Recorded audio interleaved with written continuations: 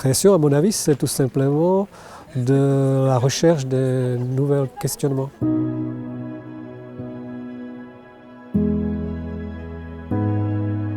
La saison art 2023 rassemble des artistes qui, comme chaque année, vont dialoguer avec le patrimoine et avec la nature, qui posent des questions sur cette thématique de la nature.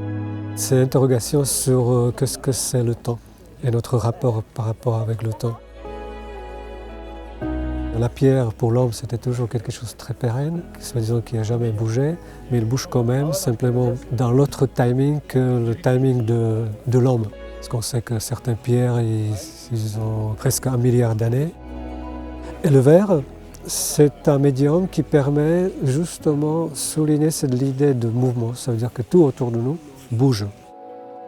L'homme, depuis la nuit du temps, il a toujours ce désir de pas tout simplement fuir devant un prédateur, mais au contraire, plutôt regarder au-delà de ces horizons, qu'est-ce qu'il y a derrière. Et justement, c'est l'idée de seuil. On veut toujours franchir cette seuil, mais on n'arrive pas. Tout simplement parce que dès qu'on arrive sur certains niveaux d'horizon, on s'est rendu compte qu'il s'éloigne de nous.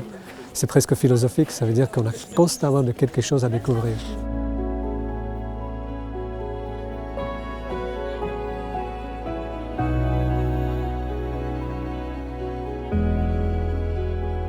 On leur propose d'intervenir dans des granges, dans des greniers, dans des cuisines, dans des parcs étranges. Il se passe toujours quelque chose. Il y a une sorte de surprise et aussitôt une adaptation, puisque les artistes sont éminemment sensibles et en 15 ans, nous n'avons jamais eu de déception et ils sont toujours à la hauteur de l'espérance que nous mettons en eux.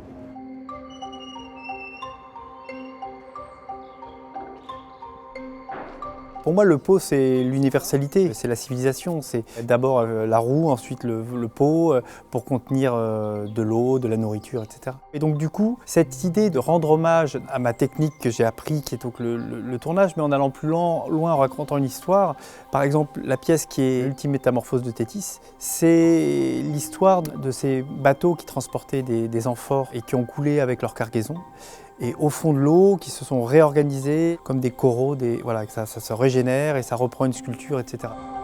Pour moi, c'est l'accumulation qui met dans un état second et qui change cette lecture qu'on peut avoir sur une pièce. À 5 mètres, on a quelque chose de très lisse, très tendu, et quand on s'approche, ça devient plus personnel, avec des individus qui sont côte à côte, etc.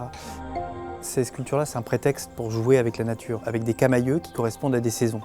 Donc on imagine une pièce qui soit en automne avec des bruns, des oranges, comme un mirage qui se camoufle. Ça, c'est quelque chose qui me plaît sur ce travail d'accumulation. Tous sont des artistes qui célèbrent la fragilité, la beauté, la force de la nature.